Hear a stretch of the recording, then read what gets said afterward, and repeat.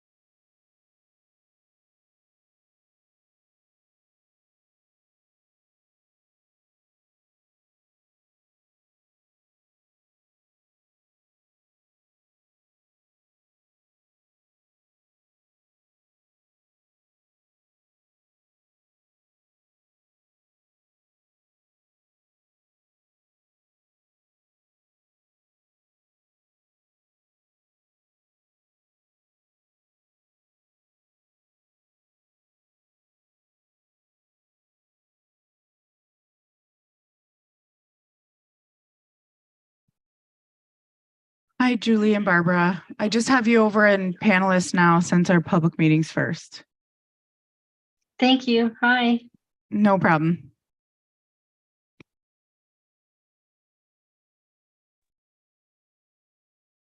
Hi, good evening. Hi, Barbara. Hi there.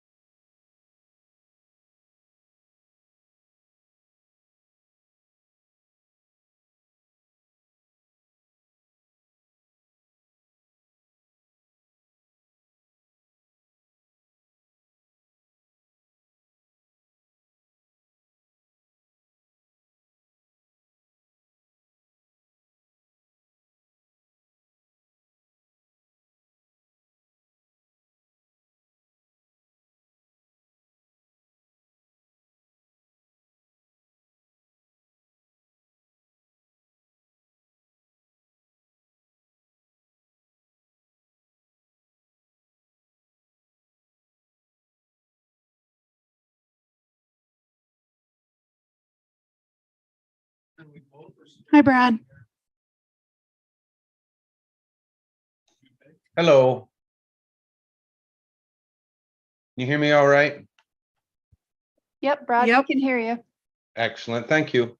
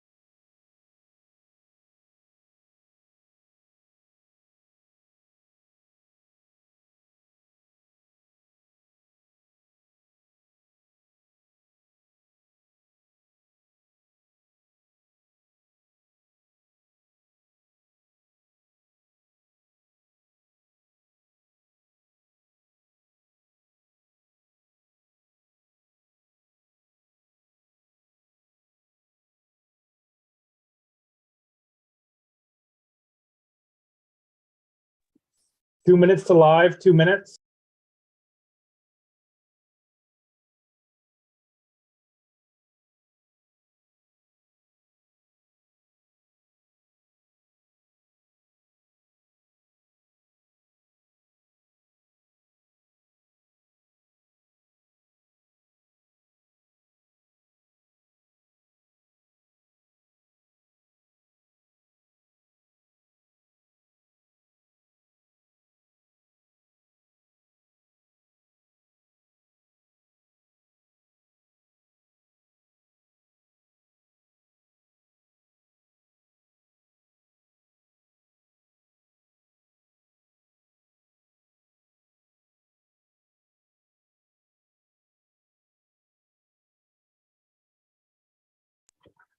One minute to live.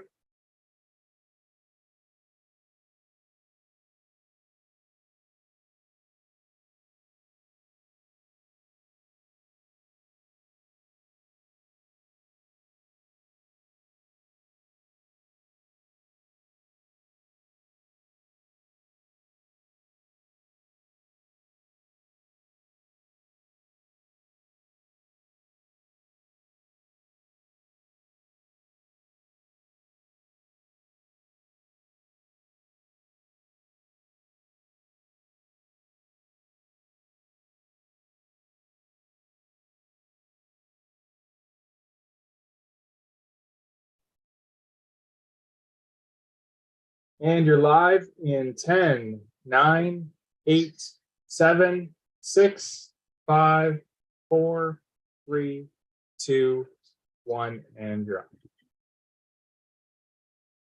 Good evening, everyone. I'd like to call the Planning Corporate Services meeting of the Council of the Corporation of the Municipality of Kincardine to order at 5 o'clock on May 8, 2023. And I'll begin by commenting that each of us have a history formed by our own experiences and upon those of our ancestors. And those experiences are what make us whom we are. The Municipality of Kincardine's history is that we're on the traditional lands and treaty territory of the Saugeen Ojibwe Nation, which includes the Chippewas of Nawash, unceded First Nation, and the Chippewas of Saugeen First Nation. The land on which we live has a historical story, as do the waters whose shores are close by. So we'd like to express our gratitude to the Saugeen Ojibwe Nation, who in the past and present preserved the traditional lands while being an important part in building our community, our province, and our nation. And it's because of that contribution that it's our desire to learn and acknowledge this history and appreciate the present and future contributions of those nations, the Ojibwe Nation, the Métis Nation of Ontario, and the historic Saugeen Métis. I'd like to welcome our attendees to our council meeting tonight. If you are here for a particular planning meeting, there are some registration sheets up here at the front desk. If you could please sign your name on those just for a record for any correspondence or communications that come out from the meeting, please. Thank you very much. Oh, they're at the back now? Oh, I'm sorry. Thank you, Nicole.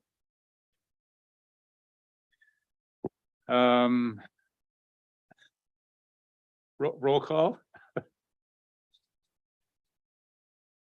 Yeah, there is. Roll call. Deputy Mayor Clark. Present. Councillor Blackwell.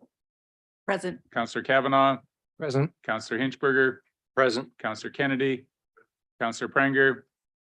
Councillor Steinoff Gray. Present. Councillor Stewart. Here.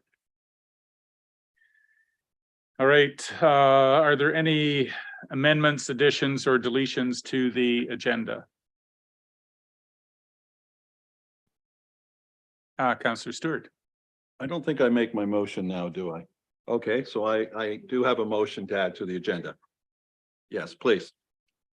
I'd like to add a motion to the agenda, please. Thank you.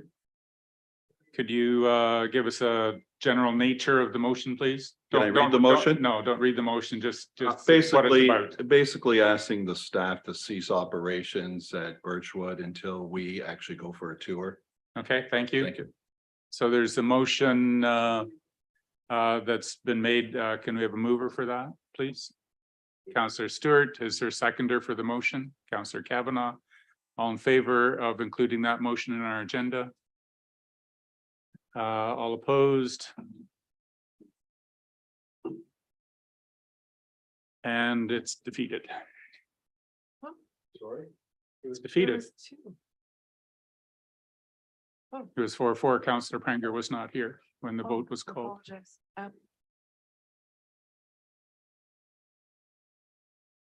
Disclosure of pecuniary interest. If you have a pecuniary interest, either raise it now or as it arises in the agenda. Public meeting. Mayor, can you read the motion to go into the public meeting, please, clerk? Moved by Andrew Clark, seconded by Rory Kavanaugh, that council move into public meeting to hear 2 proposed zoning amendments and upon completion return to council. Heard the motion, all in favor? Anyone opposed? That's carried. So I'd like to call to order the public meeting for the Council of the Corporation of Municipality at 5:04 on May 8th. Are there any additions, deletions, or amendments to the public meeting agenda? And once again, if there's a pecuniary interest, please raise it now or as it comes up on the agenda. We do have a couple of zoning application presentations tonight. The first one is for Brian Gamble, 541 Concession 2. And I would ask Barbara Mugabe, our Bruce County planner, to explain the report and recommendations. Good evening, Ms. Mugabe. Welcome to our planning meeting. Yes, good evening, Mr. Mayor, and good evening, committee. This evening, I'm presenting a zoning bylaw amendment application, file number Z-2022-134. The civic address is 541 Concession 2 in Bruce Township. The applicants are Brian Harvey Gamble and Ismeto Gamble. This subject land was severed from the surrounding farm property. It was severed as a surplus farm dwelling. It's approximately 1.7 acres. It is occupied by a single detached dwelling and several accessory structures on the site. There were actually 2 additional dwelling units that were established on the site. They were established illegally. They did not obtain planning approvals, and no building permits were issued to allow the accessory dwelling units. One of the units located in the basement of the single detached dwelling. The second unit is located in the shed, in a detached shed. The next slide, please. This is the site plan, just showing the locations or placement of the existing buildings and structures on the site. They converted the 2-car garage built in the 1970s, identified there as structure number 1. That was the original shed, onto which was an addition around 2012. A Quonset hut was added to the south portion of that shed. And together that enlarged structure constitutes the additional dwelling unit. There's also a garden shed. There's a small chicken coop. Just a few chickens there laying eggs for household consumption. Next slide, please. During a site inspection, I was able to take a few photographs and just to present to committee for the benefit of anyone who was not able to visit the site for inspection. So what we are looking at on this slide is just a front view of the property, the single detached dwelling, and in the west area there is the detached shed. In the back of that shed was the Quonset addition. I just draw your attention close to the dwelling by the stairs in the front area. In and around that area is a septic system. There's some parking right there next to the dwelling, but additional parking as well in the west area. The next slide, please. So this is a close-up of the detached shed. I just note there are several mature maple trees on the site, approximately 9 or 10 at the peripheral edges of the property. The next slide, please. So this is an interesting photograph showing the addition to the detached shed. So this is the enlarged structure that is the additional dwelling unit. It's a 3-bedroom apartment. Understand there are 3 tenants residing in this structure. And if you can see in the background, there is a barn. That barn is situated on the adjacent farm property. And as you can see from the photo, it's relatively close to this additional dwelling unit. Next slide, please. Just a couple more photographs to show existing buildings and structures on the site. This is just, I think, a view to the additional dwelling unit looking from the east side. There are 2 wells on the property. Next slide, please. Again, a close look at the structure. This is actually an outdoor summer kitchen, and next to it on the west side is the sugar shack. Again, you can see that that barn in the distance on the farmer's property, on the adjoining south property. The next slide, please. I think this is just a repeat slide. If you could just move forward. Yes, this just shows the kitchen cook. Next slide, please. Okay, so the purpose of this statement, this zoning amendment application is seeking to add special provisions to the agricultural area zone. This will be to legalize the 2 existing dwelling units that are established without planning approvals. The zoning amendment would recognize a minimum. Point of order. I can't understand a word she's saying. It's garbled. Thank you, Councillor Stewart. Councillor Stewart has raised the concern. There's a difficulty to, is there some challenges with the technical, or is that, okay. Barbara, sometimes it's challenging to hear clearly what you're saying. If you could slow down your presentation just a little bit, we would appreciate that so that we can hear more clearly. Thank you very much. Yes, certainly. I'll speak louder. So the purpose of this amendment application is to add special provisions to the agricultural area zone to legalize the 2 existing additional dwelling units. The amendment will also recognize a minimum distance separation setback of 17.6 meters from the south lot line to the existing livestock facility on the adjoining McLean Farm at 541 Concession 2 in Bruce Township. The next slide, please. We have circulated this application to the departments and agencies. So the comments received from the chief building official and as well from the fire chief. There were no objections or additional comments from the departments and agencies. So the chief building official has required confirmation for the size of the existing septic system and whether or not it's sufficient, there's sufficient lot area for expansion if required. Alternatively, they must install an auxiliary new class 4 sewage system for the additional dwelling units. I have confirmed with the applicant.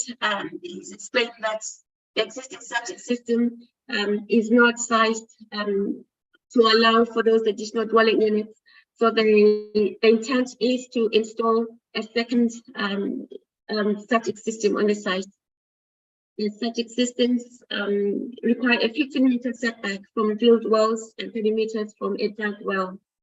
The minimum distance separation identified which relief would need to be sought or recognized for a reduction between the additional dwelling units and livestock facility or manure storage. So there are 3 barns on the adjacent farm property. The distances require 139 meters, 212 meters, and 220 meters.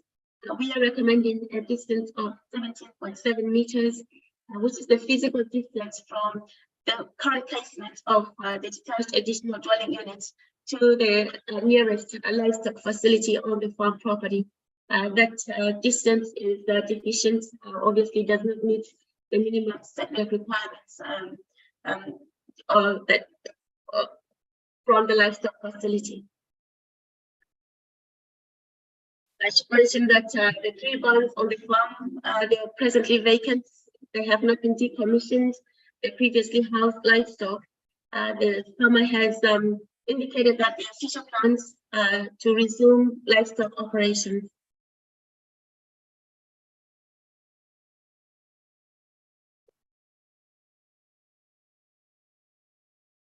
Our chief has commented that the primary residents must be compliant with the Ontario Fire Code, that the retrofit is required for 1 or 2 dwelling units in combination with boarding, lodging, or rooming accommodation. Obviously, these 2 additional dwelling units, rental units, they're each 3-bedroom units, and understand that there are actually 3 tenants in each of those units, so a total of 6 tenants on the site. The next slide, please. We circulated the application to members of the public. I received a letter of support. Approximately 20 property owners or residents in the area have signed in support of the proposal. I note that the neighbor, the farmer, has not signed that letter of support. I did receive comments from the neighbor, the farmer, objecting to this proposal, and I've tried to address most of the concerns in the report, and his correspondence is attached to the report. So just quickly then going through the concerns. Do the outlying buildings meet the fire code? And I see the fire chief is in the call, and he can speak more to that if necessary. But my understanding is that no, the 2 additional dwelling units do not meet the fire code. There will be certain requirements should the application be approved. The second question there is the septic system built for multiple dwellings, and I think I've already spoken briefly to that. The existing septic system is unauthorized and cannot accommodate the additional dwelling units. They intend to be to install a new or additional septic system on the site. The question, the third question posed by the farmer next door is, were building permits issued for outbuildings and proposed dwellings? Was the septic system built for multiple dwellings? My understanding is that the building permits that have been issued for the site, and I've gotten a list of them from the chief building official, those permits were issued for the accessory buildings, but there was no mention that the accessory buildings was going to be used for an additional dwelling units. So no, it was a permit issued for to add on to the storage shed, but not for residential uses.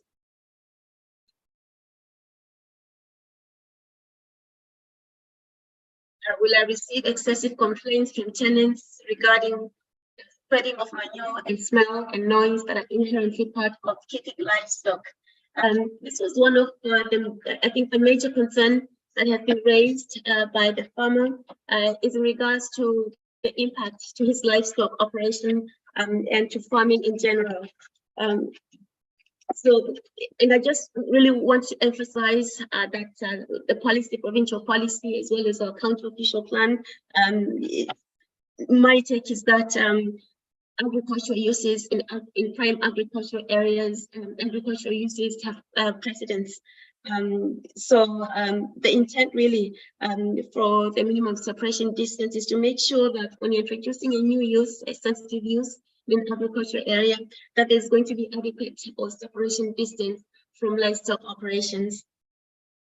And that is just really to minimize potential land use conflicts and nuisance complaints relating to order. And that is, to a great extent, I've spoken with the farmer next door. That is his biggest concern. There is going to be an issue. The additional dwelling units that's detached, if placed too close to the livestock operations, it really does not meet the minimum requirements. The other concern raised is there is no complete fence around the property. and dogs are straying onto his property. So my response is that this issue is not really an issue that you can address through this report or through this planning process. My suggestion is for Mr. McKay to contact the bylaw enforcement. I think the municipality can handle that if that really is an issue. Then the concerns, the units would generate increased traffic. I did not think that there would be significant traffic that could not be handled or that the road cannot handle at this time. There's been no requirement for a traffic assessment study. Then would this rezoning affect the sale value of my home, future farm expansion? That tenants often party and these buildings are near the property line. Often we get questions about property values when new uses are introduced adjacent to subject lands. And I can't really speak to that to any great extent. The Planning Act does not provide direction in terms of property values when it comes to development. In terms of future farm expansion, yes, I see that there might be potential issues there in terms of resuming livestock operations and in terms of expanding livestock operations. As I already mentioned, this proposal does not meet the minimum distance separation from the existing livestock structures. In terms of tenants partying and being a concern to the neighbor, there's not much that you can do from a land use perspective. I think if it's a disturbance in the neighborhood, the police can be called for assistance. Then the last of the concerns, will the rezoning lead to renting and or selling to people of questionable character? There are property safety concerns, specifically farming machinery, equipment, and inventory. So again, this is a zoning application. We can't speak to the character of tenants next door. But yeah, I would think that the landowner would want to be renting to people who are good tenants. So not an issue that I can address to the zoning amendment application. And next slide, please. So the summary then, this is the zoning amendment application to add special provisions to the agricultural area zone to legalize two existing additional dwelling units have been established in contravention to the comprehensive zoning bylaw and also in contravention to the county official plan. I should mention that a county official plan amendment application has also been submitted. It will be considered by county council this month. Building permits were not issued for the units. The additional dwelling units in the ancillary structure would significantly constrain livestock operations on the adjoining McKay farm. Within the agricultural areas designation zone, agriculture uses take precedence over housing supply. There have been land use conflict concerns raised by tenants within the additional dwelling units. So the farmer has concerns about the 6 tenants on the site. It's different when you have two neighbors next door complain about livestock operations. If you're going to have 6, 8 people complaining about manure spreading, for example, that could warrant the farmer having to make changes to his farm operations. And I think that's a reasonable concern for the farmer. Certainly in prime agricultural areas, they really should be protected for agricultural uses. For that reason, I would not be recommending approval of the additional detached dwelling that's within the ancillary structure. The recommendation is for approval of the basement apartment. It is within the existing house. There will not be significant increases to any potential conflict with livestock operations. That concludes my presentation. I'll be happy to take questions if there are any. Thank you, Ms. Mugabe. Mr. McNabb, please. No, I know, but no, sorry. Ms. Mugabe's communications, though we tried to improve, kind of got it maybe made the problem worse. So she provided a lot of detail regarding some of the concerns issued, but could you in a quick fashion just remind us of what the application is here? Like though the MDS and all those are important features here, council has kind of one question to answer this evening regarding a planning application. Could you just quickly present that to us really quickly so that we're just reminded of what we're listening for this evening? Can I go from here? If that's okay through you, If Mayor? you'd like to, sir. Yes, there's an extensive amount of information that went into Ms. Mugabe's report. The general intent of this report tonight is to view the application on its merits for non-compliance with the zoning provision.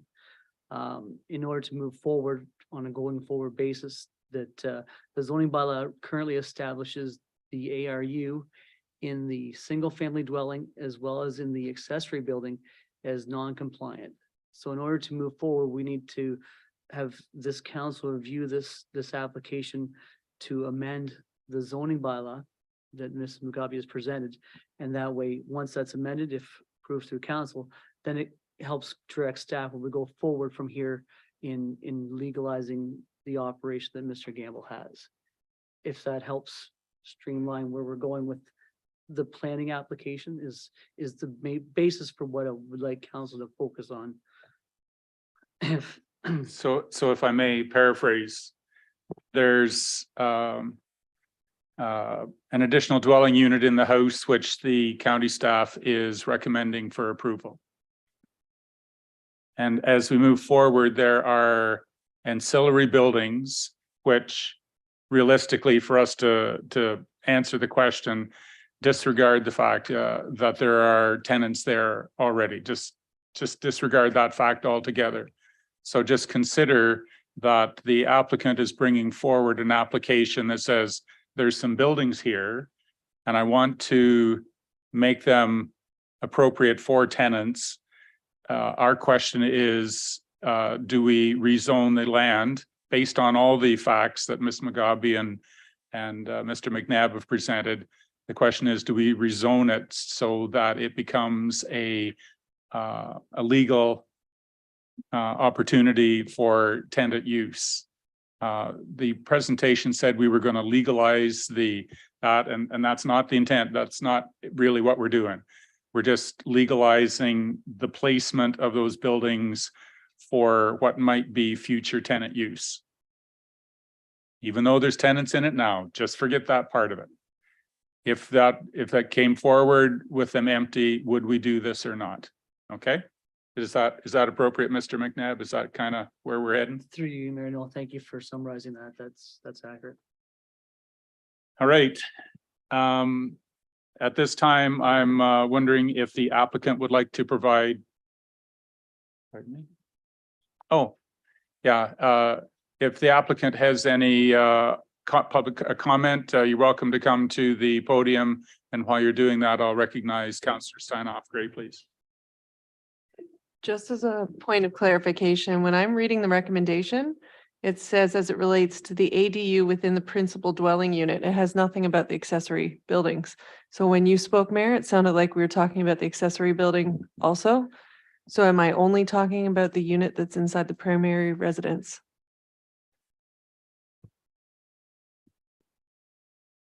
Sorry, through you, Mayor, and Barb, you can probably help clarify that.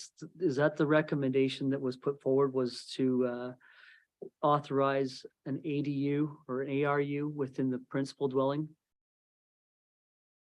Yes, thank you, Mr. Mayor. Yes, the recommendation is to recognize only the basement apartments within the primary single detached dwelling.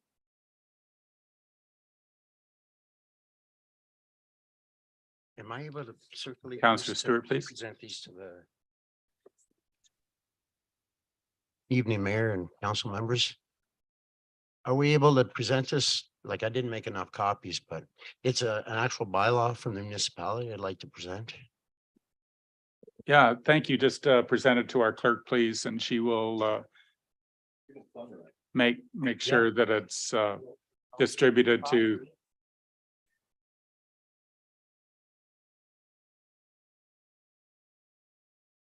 I've also would like to submit. uh,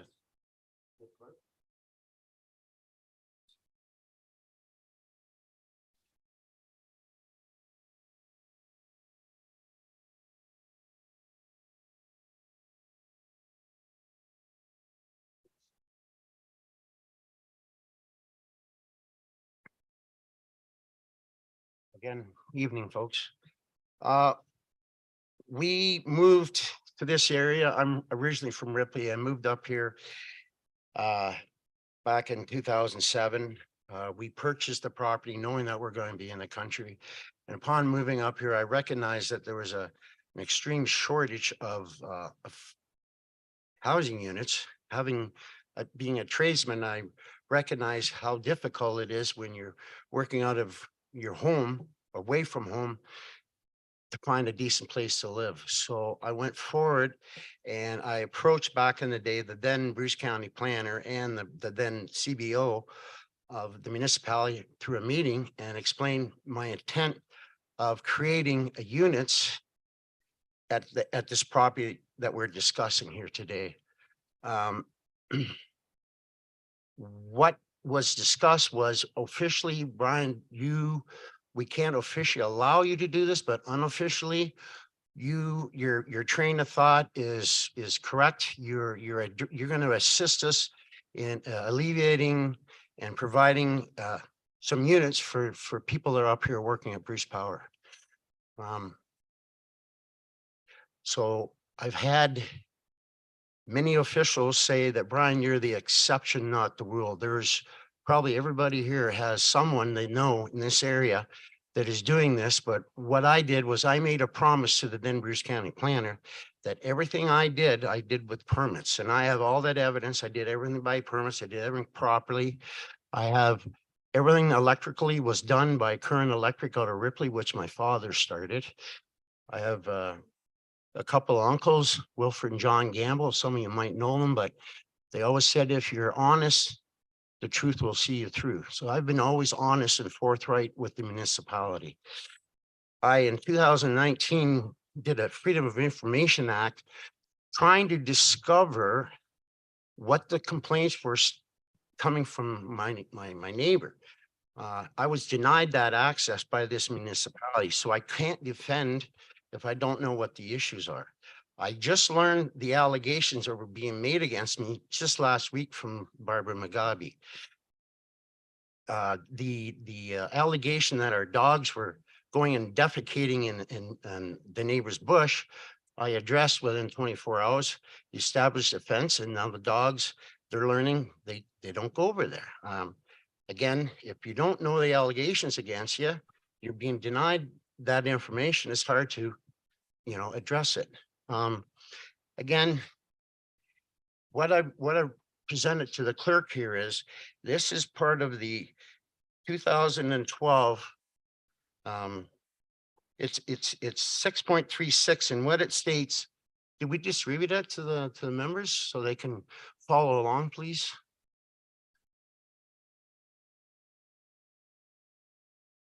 Okay, so in essence, what it says, and this is it's a revised, and it's regarding, Barbara went on length regarding a minimum distance separation between a residential and a new barn. This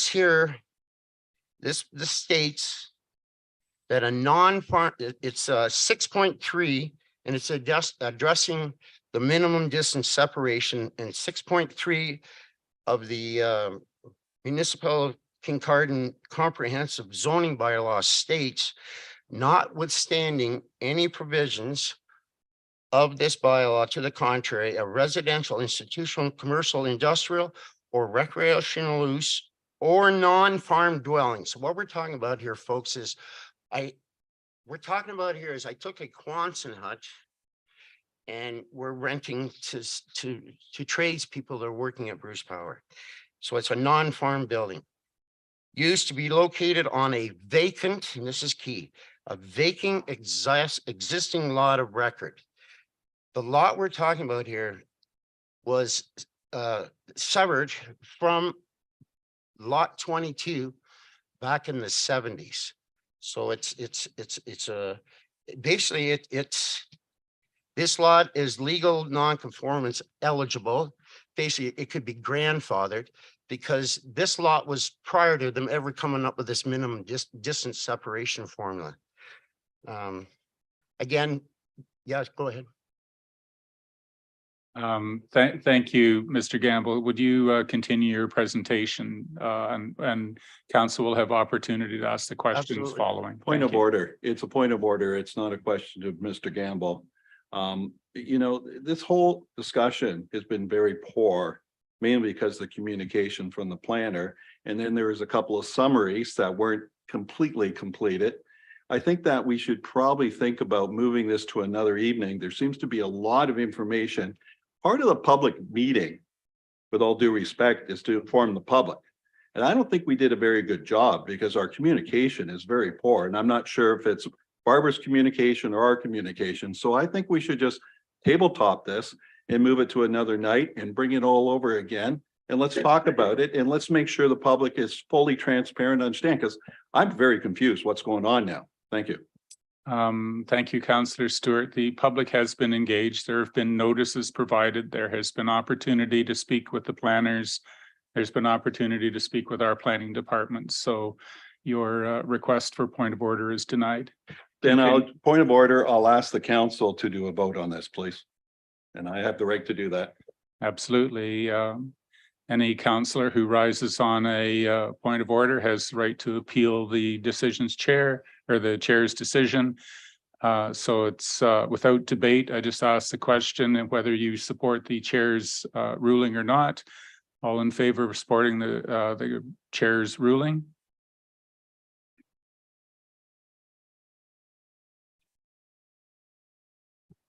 All opposed? That is defeated. So it looks as though this has just been tabled for future discussion. Thank you very much, Mr. Gamble, Mr. McKay, for coming this evening.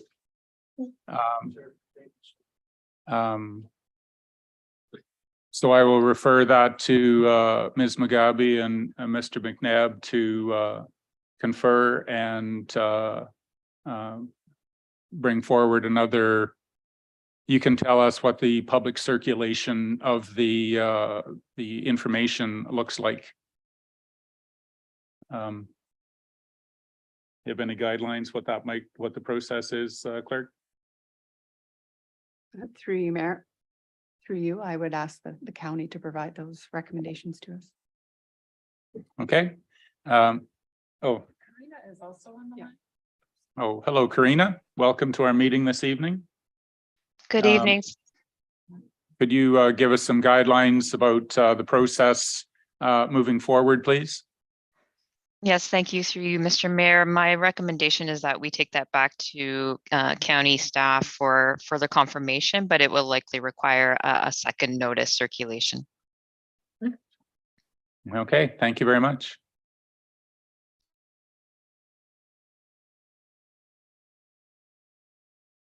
All right, we have our second planning application. Thank you, Mr. Gamble. We're done for the evening. Am I allowed to just? No, we're done for the evening. Yep. Thank you. Very well. Thank you kindly.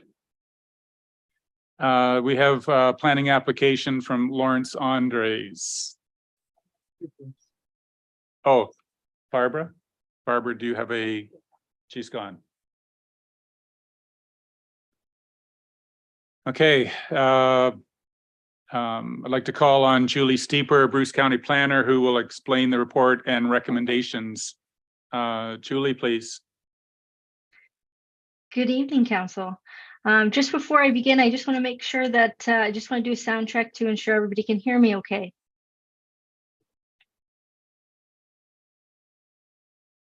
I'm going to take that as a positive. Yes, yes. Thank you, Julie. You are very clear in your presentation. Thank you. Now, if anyone is interested in receiving notice on this application or any application this evening, please contact the clerk or email the Bruce County Planning Department. The purpose of the application is to facilitate a surplus farm dwelling severance of a 1 hectare lot from a 60 hectare agricultural parcel. In order to facilitate that severance, an amendment to the zoning bylaw is required to rezone the retained lands to prevent a future dwelling. And the severed lot is to be rezoned to permit the keeping of horses for the purposes of transportation. The property we're speaking about this evening is located southeast of Tiverton, south of Bruce Road 15, and east of Highway 21. The site is surrounded by agricultural lands. In terms of the planning analysis, it centers around the agricultural severance policies in both the county official plan and the provincial policy statement. They establish the criteria for lot creation. The proposal meets all the criteria established in the PPS and the county official plan. The purchaser of the proposed severed lot requires to have horses for transportation purposes.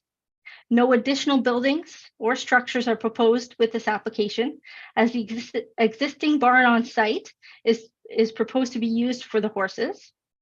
It is of the opinion of county staff, in consultation with municipal staff, that the primary function remains a residential use, and the keeping of horses for transportation purposes does not change the intent. No concerns were raised from agencies, and no public comments were received on this application. And this concludes my report. Thank you.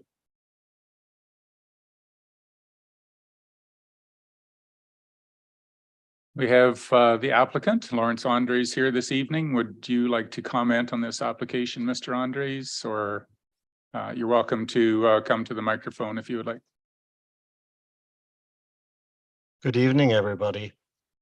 Just to explain where the horses come from, those are, it's a young Amish family who presently rents sort of an inadequate house for their 8 children, believe it or not. So the property we own, I was actually approached by the family, and since we have no real use for those buildings,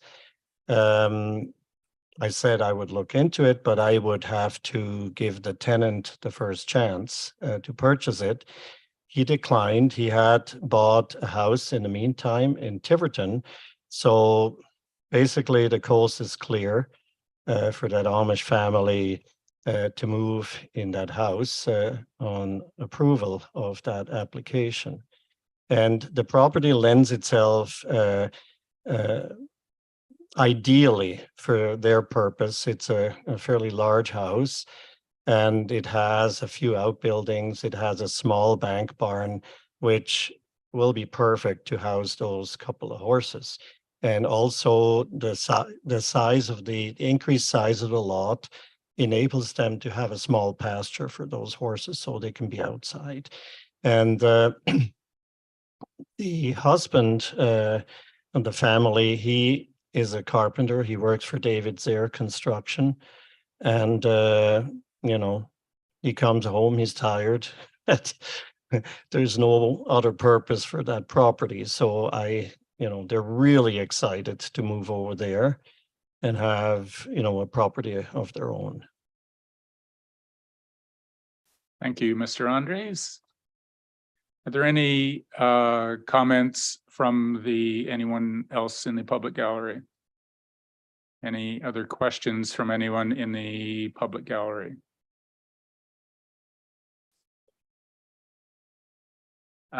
Yes, come on up to the podium, introduce yourself just for the public record, and then you can make your comments.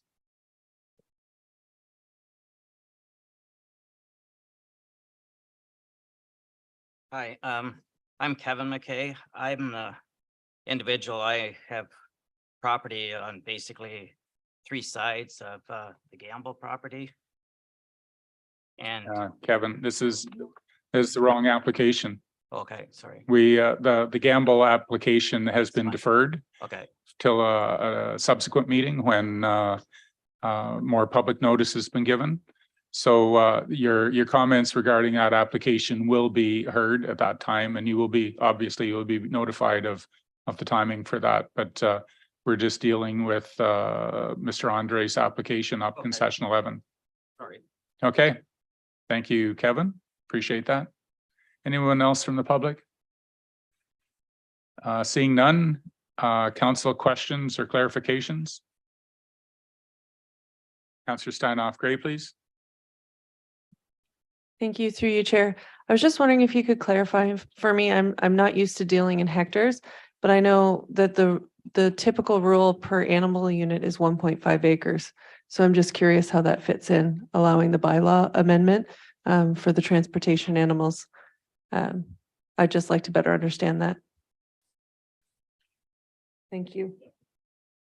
If I may, through you, Mayor. Yes, Ms. Steeper. So the purpose of this application this evening is not for livestock purposes. The horses that are being asked for the surplus farm dwelling severance is for transportation purposes, and it's for 2 horses. That is below the 5 nutrient unit requirement for livestock purposes. And it's of the opinion of county staff that this still maintains the residential purpose, but allows those of the horse-drawn carriage community to still maintain transportation for their needs.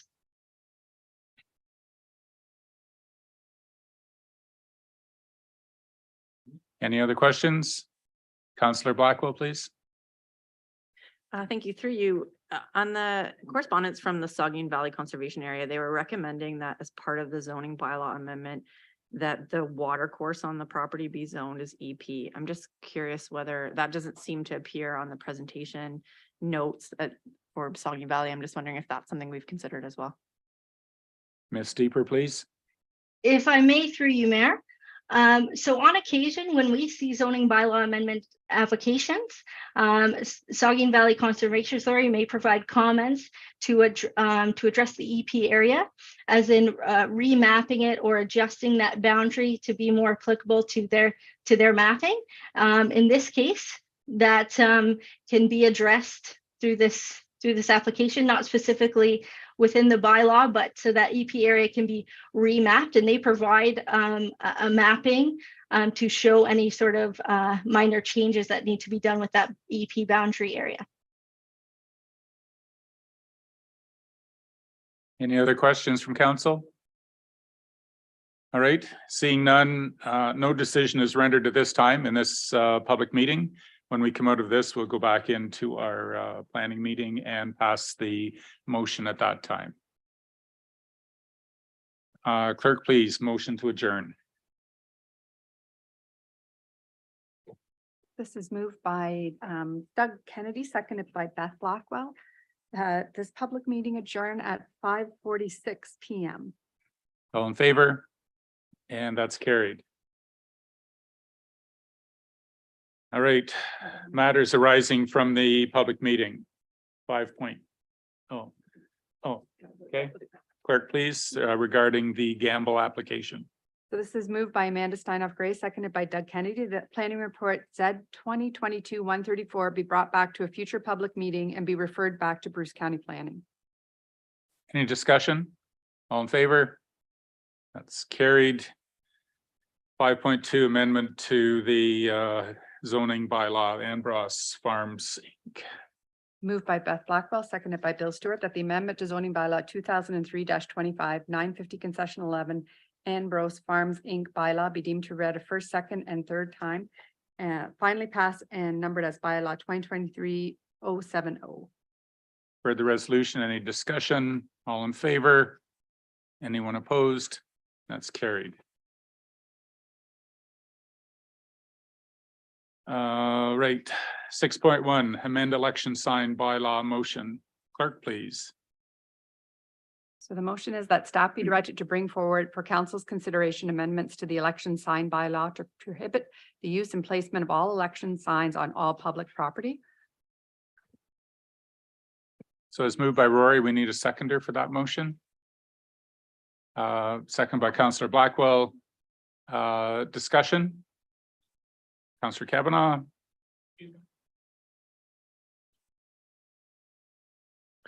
Sorry, through the chair. As part of an effort to make our municipality a greener and better place, I put this idea forward as something for consideration. The signs are made from polypropylene or polyethylene for the sign bags. They get used for their duration of 30 to 60 days and then end up in the landfills. As it stands, our municipality doesn't have the ability to recycle these signs. And so for council's consideration that they be removed and not used in any elections going forward. Councillor Kennedy, Councillor Hinchberger, Councillor Stewart.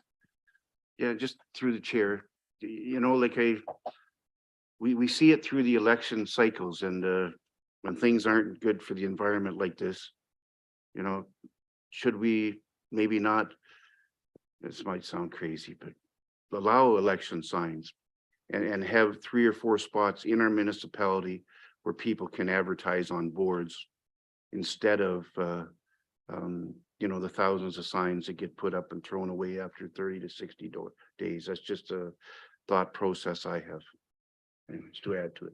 So that sees, that doesn't intend the, like amend the consideration of the staff report.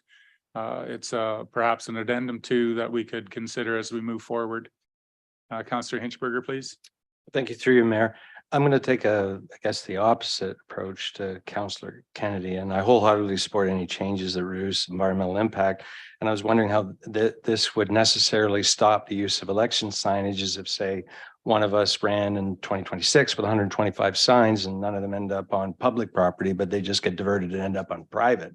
So I guess one of the things I might throw out there is, depending on what we can do statutorily, I know we have an item in the agenda tonight, but looking for some relief from a sign bylaw. So clearly there is opportunities for us to regulate the use of signage on private property, whether we might swing for the fences and go for the basically elimination of election signage in the entire municipality, regardless of land type.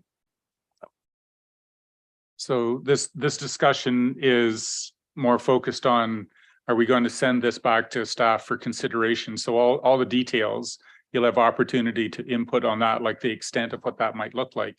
This is just basically, are we going to have that conversation with staff? Councillor Stewart, please. Councillor Blackwell, Councillor Pranger. Thank you. Through you, Mayor. Yeah, I'd send it back to staff.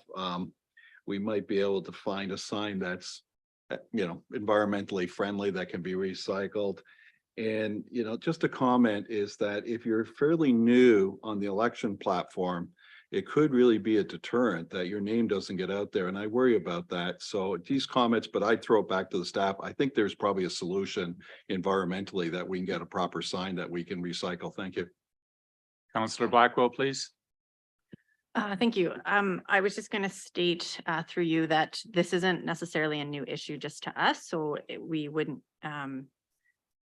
maybe require that much work on the staff's part. I mean, it always is quite a bit of work, but that there are other jurisdictions in Ontario that have looked to ban or limit election signs. There's certainly considerations for rural properties, so I'd like to see that in as well. I will mention to Councillor Hinchberger's point that I think that there have been court cases on private property that I don't think we'd be able to allow that, but that again can be part of that report. Councillor Pranger, please. Thank you, through you, Chair. Most of what I was going to say actually got covered by the last 2 comments, so I was trying to figure out how to word this. But yes, I think it should go back to staff. However, I too thought that the wording might be too narrow. I don't want staff to only look at just not having it on public property. I want all our options of getting rid of it completely or finding other environmentally friendly options. So I didn't know whether in order to do that, we can leave it worded the way it is and staff will know to do that, or if we have to have a friendly amendment to it to clarify, we can just leave it. Perfect. Thank you. So you've heard the motion. All in favor of supporting that motion? Anyone opposed? And that's carried. Consideration of bylaws. We have a number of municipal drain bylaw resolutions to pass regarding drainage facilities. So clerk, you're going to be busy for a while. 7.1. And if it's good, they're up on the screen, so I'll just read the mover and seconder if everybody's okay with that. Okay, so the first one is McDonald Municipal Drain, and that's moved by Jennifer Pranger, seconded by Mike Hinchberger.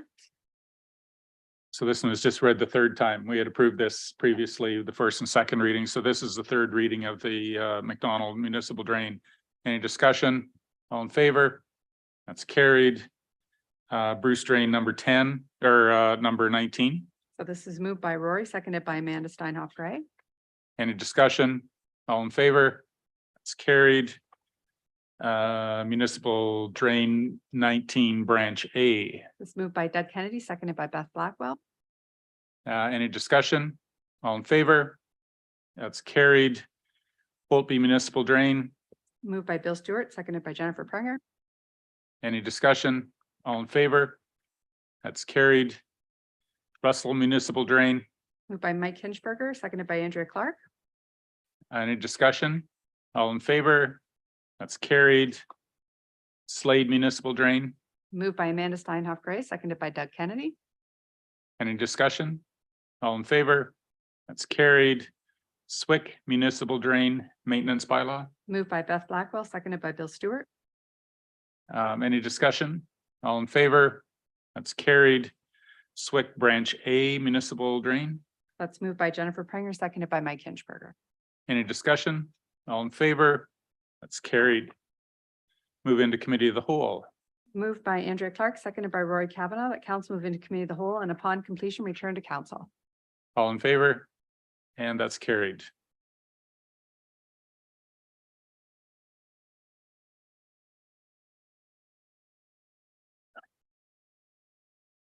All right, I'd like to call to order the Committee of the Whole meeting for the Council of the Corporation of the Municipality at 5:55 on May 8th. Roll call remains the same. Any amendments, additions, or deletions that council would like to provide for this Committee of the Whole meeting?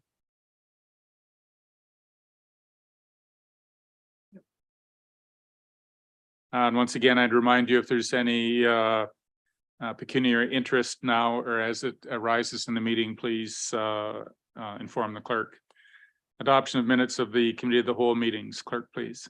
This is moved by Doug Kennedy, seconded by Beth Blackwell, that the minutes of the Committee of the Whole meeting held on May 1st, 2023 be adopted as printed. Any discussion? All in favor? That's carried. Items for discussion, infrastructure and development, private tree bylaw. Clerk, would you read the motion, please? Moved by Bill Stewart, seconded by Jennifer Pranger, that Committee of the Whole recommend that council provide staff direction on the next steps related to the private tree bylaw for the municipality of Kincardine.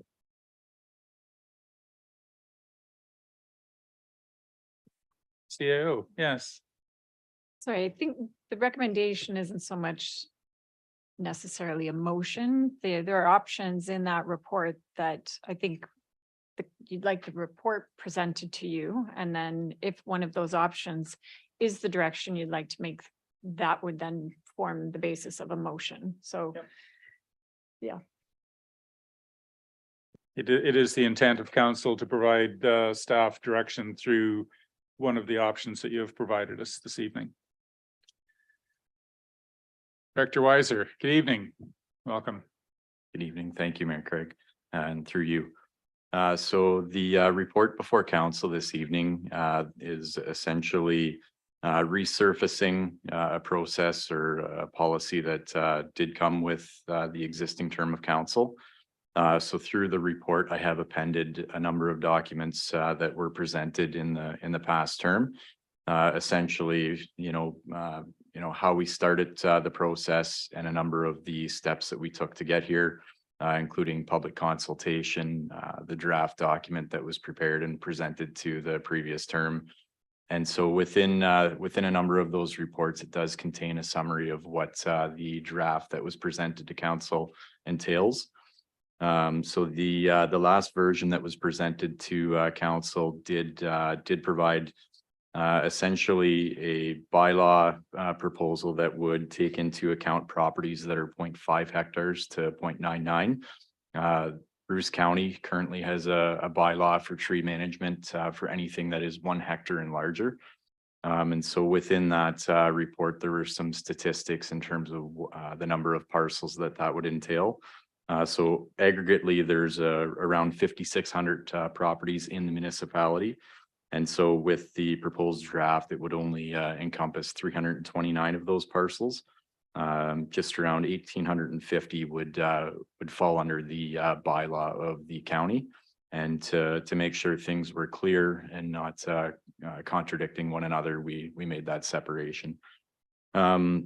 So with this in mind, primarily the concept or the topic of tree retention and protection surfaced as we started seeing trees removed and harvested as part of development proposals. And so through the community group, the environment committee, and the work of the past term of council, staff prepared the number of staffing reports and the draft document that was presented. Due to the timing of that and the nature of the subject matter in general, and considering that an election was on the horizon, it was deferred essentially to be brought back to this term for review. So at this time, staff are looking for direction of council within the background or the body of the report. We have presented what we think are some considerations that council could have, and that could be status quo and doing nothing. Certainly that's that's not necessarily the appropriate approach in terms of an environmental footprint consideration, but with anything, it's always one that should at least be tabled.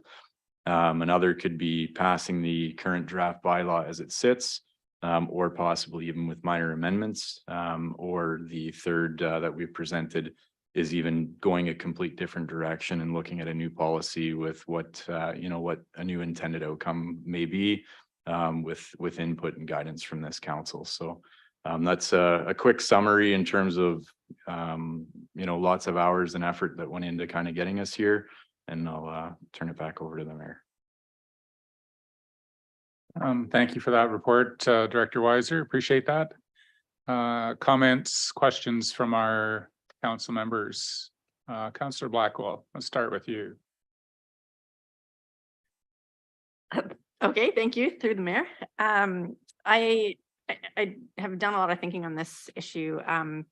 There's a couple things I think that would be important to capture and that I would like to include to kind of roll back a little bit and do things like actually looking at our tree canopy, setting our goals of where we want to get to, being able to look at what's the percentage of canopy on private and public land. But I'd also like to look at a draft tree bylaw as part of an overall tree protection or urban canopy plan. So it would look at things like the tree bylaw, but also the education and the around tree management, things like encouraging people to plant trees and through our subsidized tree sales, those kind of things. So when I'm thinking of what I'd like to do and the understanding I have around why we should be having trees to protect and ensure that we are climate resilient, that we can actually maintain our existing infrastructure through the use of trees as part of our green infrastructure. I just like to see it be a little bit more comprehensive, which I guess there's been a lot of work go into this tree bylaw. And so I recognize that what I'm asking for is also quite a lot of work, but I would just like to see it to be a bit more comprehensive and have the draft tree bylaw as only one element of a larger, perhaps, purpose of why we're going about this. Director, this is a question that you're going to have absolutely no idea what the answer is. And if you do, you're amazingly brilliant. Do you know what percentage of canopy coverage we have in our municipality, broadly speaking? Through you, Mayor Craig, within one of the information reports, that detail is there. It's around the 20% range. Could you estimate how many trees we would have to plant, roughly speaking, to get to 21%? Like how many thousand that would be? Like just 2,000? Two trees. Okay. 2 big trees, 2 eucalyptus trees or something like that. And so I'm not trying to minimize this, but like it takes an enormous length of time, an enormous number of trees to make like a percentage difference. It's not the wrong goal to have.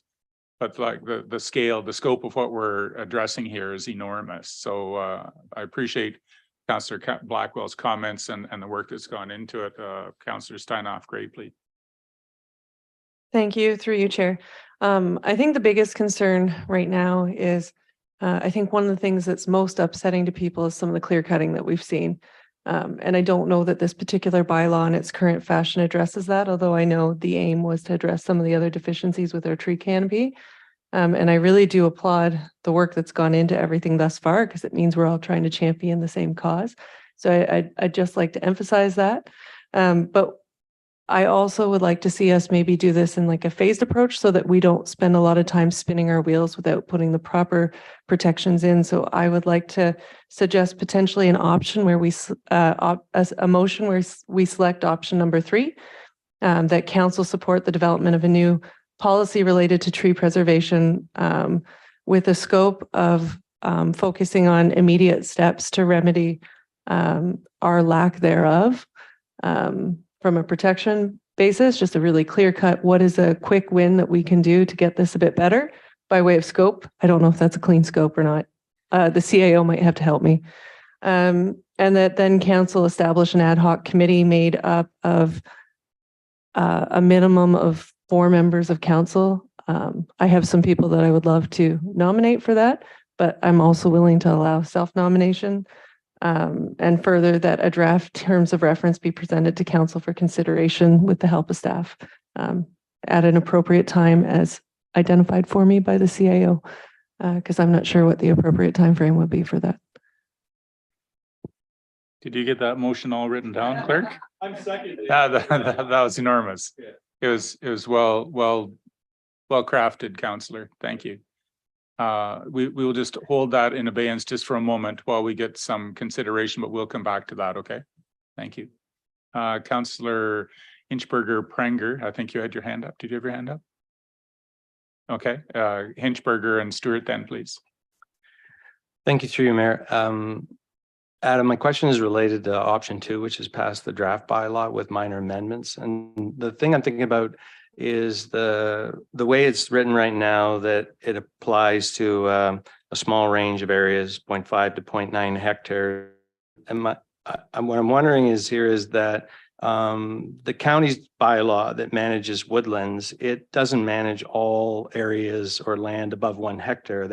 It's 1 hectare and a certain combination of density and or numbers of trees.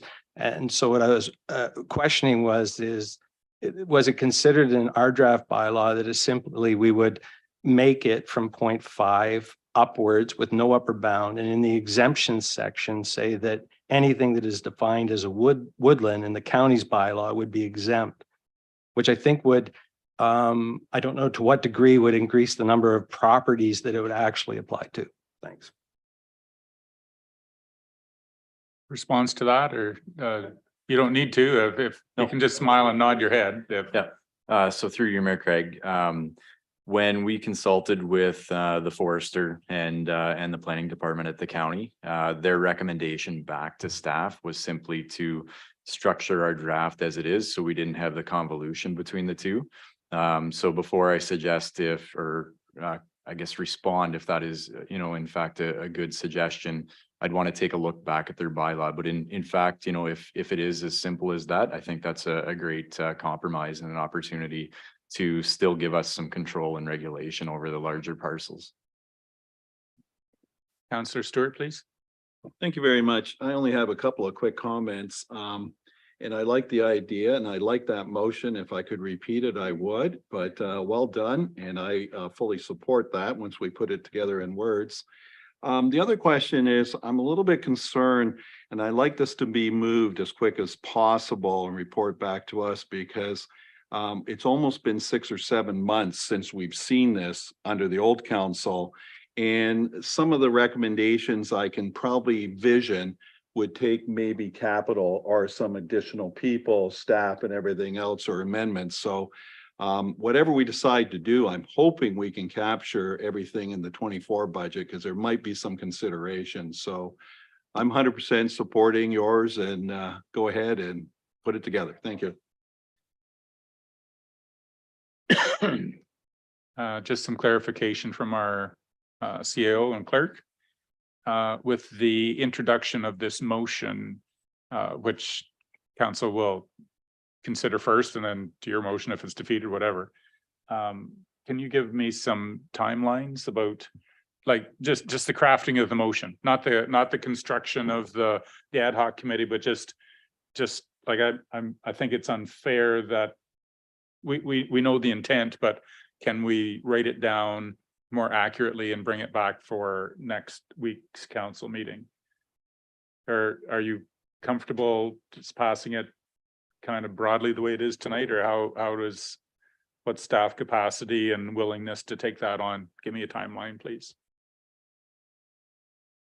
Go ahead. Yeah, so I would offer that I think for me, this is about defining the scope, being very clear at this table, what it is that you want an ad hoc committee to look at very specifically. So if there is going to be an ad hoc committee, I don't think we have any issue with coming up with the terms of reference in the next little while to present back to council, but we do not want to guess at what it is that this council wants to do in terms of protecting trees, tree canopy, because there are a couple of things I think that council needs to deal with. Is one, you really do need to have a section 270 policy with respect to tree canopy and the preservation of tree canopy and natural vegetation. And that to me encompasses probably many different types of policies and bylaws and programs that are already in effect in the municipality versus specifically private, how you want to deal with private property and trees that are on it. And are you looking at properties that are for development or properties that are not for development? I think that's where I want to make sure we're crystal clear before we go off and work on that. And just if I could, Mayor, through you, there is a section in the Municipal Act that does talk about where the upper tier has authority and where the lower tier has authority. Those two can't frustrate one another. So Adam has already mentioned he can go back and look at some of that, but those two can't conflict with one another. My question wasn't so much about the terms of reference at all. Like that's an issue that's down the road. My question was, can we pass the motion that says we're moving towards an ad hoc committee with option 3, moving towards that like just really simple, so that we all head down the same path, and then the terms of reference come back at a point down the road after council discussion and staff involvement. That was more the question, or whether staff is willing to write that motion this evening and pass it then. What's the, like, I just want the very start, just the very start, not the terms of reference, just the option 3 ad hoc committee. That's the way. And through you, and perhaps to Councillor Steinhoff, Greg, you did mention in part of the motion what it is that was the focus of the scope. So that would be what staff would then use as the basis. If council supports that direction, that's the basis of the terms of reference. So I think that's the discussion we need to have here at this table, is to make sure that you're comfortable as a council with telling staff to go off and come back with the terms of reference, just to make sure we've got the scope of what it is you would like us to help bring back as a terms of reference. Councillor Steinhoff Gray, yes.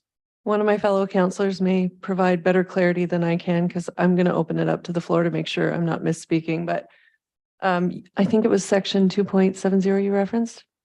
2.7, thank you, 2.7. So I think that a really simple terms of reference for our ad hoc committee is one, to review the bylaw as presented by Adam, whether we believe that it allows us to actually meet the intent of that section 2.7.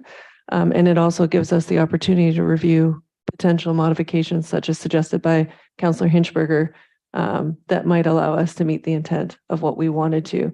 And then based on that assessment, we can decide what to do next. And that would be the initial purpose of our ad hoc committee. Councillor Deputy Mayor Clark. Thank you, thank you, Mayor, through you. I guess I have a few concerns. One is the time frame that I'm not certain has been addressed yet, but I'm sure is coming. In terms of capacity for a full new bylaw. I know that significant work went into the current bylaw, and I just wonder, going on Councillor Hinchberger's initial comment, whether there was any merit in having perhaps an ad hoc committee look at whether or not this bylaw could pass with a few amendments. I think otherwise we have nothing in place for probably a significant period of time. This has taken some time to come back to council, but we're probably looking at another, I would guess, year if we go down a hole. I appreciate those comments and tagging on to Councillor Blackwell's, like at this point, the bylaw says you just can't cut trees down, and except for the exceptions.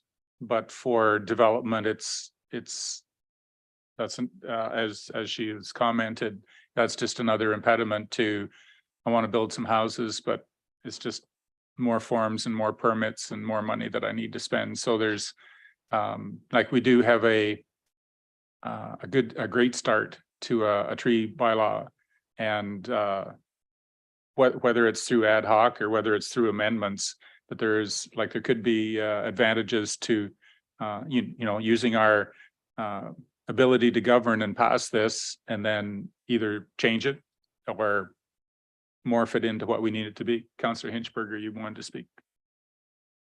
Thank you, through you, Mayor. Oh, lots of thoughts floating around in my head in there. I think there's been, I'll speak for myself and extend a bit. I think there's been enough signaling by various members of council tonight, where in general they want to go. And I would maybe suggest that, and it's very important to get the scope right, whether that's what a committee is going to do or what a staff might be asked to do. And I'm thinking at this point is that maybe we should just work over the next week to ensure we've effectively given notice of motion to everybody in here of what we're attempting to do, that we spend the time between now and get it on the agenda for next week, some very specific wording on what we were trying to achieve, rather than really trying to whip something together now with the best of intentions. Those are my thoughts. Can we concur on that direction to staff? All in favor of that? Okay, there we go. Thank you, Director. Bruce Power Water Supply Servicing. This was for information. Staff has provided a history and you know, the challenges and the successes they've made. Are there any questions, or do you want to present anything before you address any questions, Director? Thanks, through you, Mayor Craig. You know, the report speaks for itself, but I would like to make note that Nancy Green from Bruce Power is here in the audience. If council does have questions that may be directed towards Bruce Power as well through the discussion. Comments, questions? Councillor Stewart, please. Thank you. And through you, this is ongoing. It looks like that you're hoping to have an agreement the next sometime in the council so we can say yes or no to it. I think that might be a little premature. But you know, I think that we need to take a look at this. We don't really have, and we're getting closer, but really the cost. You know, you sort of say proportionally it'll be some of ours, and you'll say proportionally it'll be some of the Bruce and everything else. One of the things I don't really quite understand is that usually when you're dealing with an agreement, you're dealing with the landowners. Now, Bruce is not really the landowner, it's a leasee, I believe. So I'm sort of trying to figure out who we're negotiating with. Is it with Bruce and OPG or the provincial government? I mean, you know, this is a long-term sort of a relationship. So, you know, and I just want to know who's really on our negotiation team? I mean, nothing personal, but Bruce has probably got some of the best lawyers in Canada. And I'm not sure if we're still working with the Walkerton lawyers or something. I'm not sure who's on our negotiation team, but this has a huge impact, just not today, but in the future. And I love to be able to do Bruce water and everything else, because they haven't, one heck of a time over there trying to figure out how to do water. I mean, what was it, 2 weeks ago? They had to send everyone home because they had a leak in their water supply and the office had to be closed. So I just want to make sure that, you know, this is a long-term thing and it's going to take some more time. I know there's lots of questions. I just want to make sure that we have a great opportunity. The public has an opportunity to really get into it. So there's a lot of questions in there, and I would like to see some of those more questions come out a little more public before we actually get a draft and have to say yes or no to it. So those are my comments. If you'd like to say anything, or Bruce would like to say something, thank you. Through you, Mayor Craig. So in regards to the negotiation team on the municipal side, we have a number of our staff members on that. The municipality's engineer has been sitting through this on our side in the entirety of the review. And then we do have a legal team that certainly specializes in municipal law that is out of the KW area. So they've been working through the draft agreement with us as well. Bruce Power naturally has, a number of folks on their side that have been working back and forth with us too. In regards to, some of the specifics around maybe Bruce Power, Nancy, I don't know if you want to speak to that.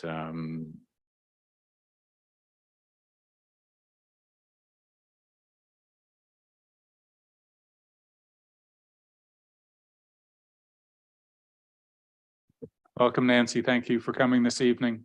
Thank you, Mr. Mayor, as well as councillors.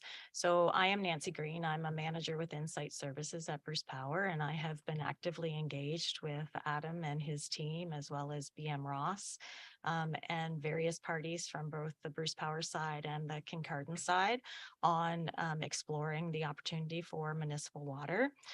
So to your point, I can confirm that Bruce Power has a long-term lease with OPG, and so we are looking for water service to 2064 and possibly beyond. We are in conversations with Ontario Power Generation, so they are very well aware of what we are doing.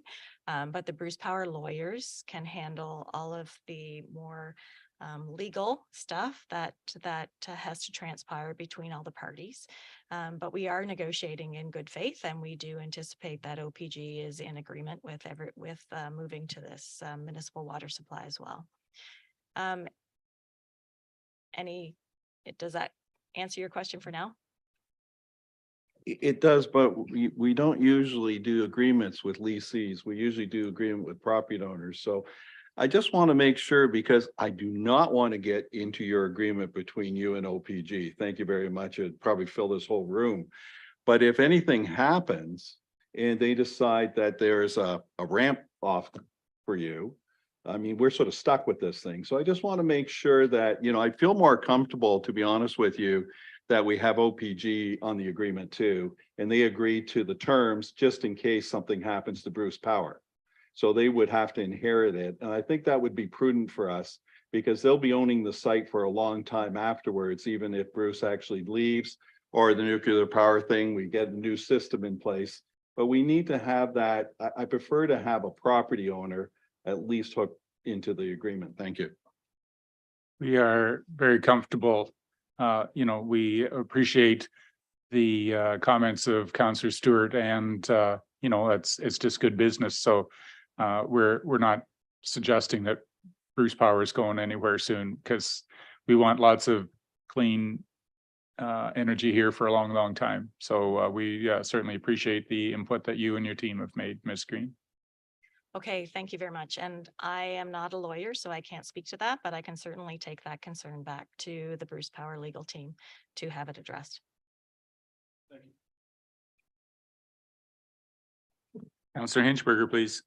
Thank you, through you, Mayor. Thanks for the report, Adam. I think one of the if people haven't read it, the most valuable part of it is actually the summary table showing conceptually where we currently stand. And I think I would feel quite comfortable on behalf of both parties that there are sufficient off ramps built into the process right now that allow either side to look at it at various stages coming forward to decide whether it's in their best interest. So that was a real positive for me, seeing the table that was included in the agenda.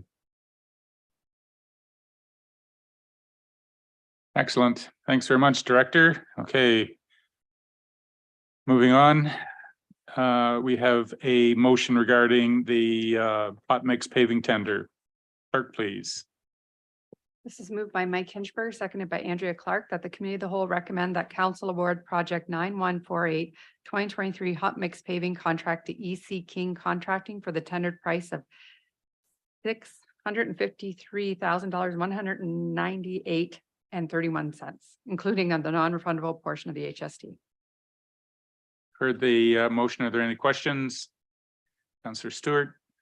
Thank you. Through you, it's all to do with finances. I am once again concerned about, it looks like we only received 2 tenders and the tenders were about 16% difference. I'm really concerned about that because we have a $653,000 project. If we went with the second tender, we would have been over budget because there were $100,000 difference. So I'm getting really concerned, and I'm not looking at anyone, but somehow we're going to have to cultivate a few more people to actually come and tender this thing. Another thing is that I know that this is only partial. This is actually the hot mix part of the total budget for 875. So there's still about 200,000 or plus. And you didn't make it clear in your report. You sort of made it, well, we might do it or somebody else might do it. And the thing I want to know is, are we going to do the culverting and everything else? Are we going to farm that out and tender that part? And once you answer that, I have a follow-up question, please. I appreciate the questions. I really do. But a lot of these questions are, though the financial issues are real, they're very operational. And, I would rather start considering whether we're going to do another road down, what the plan is for the next 10 years. So we appreciate the work that our roads infrastructure team does. Director, you have a response to Councillor Stewart's query. Thanks. Through you, Mayor Craig. So one thing I'd like to point out in the asphalt industry or world for council is that it's monopolized. And there are distances in which suppliers or vendors can provide to us. So you're looking at this essentially as 2 suppliers because that's all that is available to us. EC King operates under the Miller Group umbrella, and they've swallowed up everybody in our area. 10 years ago, you used to also have, in addition to EC King, you had the Miller Group, you had Murray Group out of Moorfield, and you had Lavis bidding as well. So we would have had 5 vendors then. Simply, this is just the way the market is, and we can't change geography. So unless anyone would like to start up an asphalt plant here locally, I don't really have a solution to that one for you.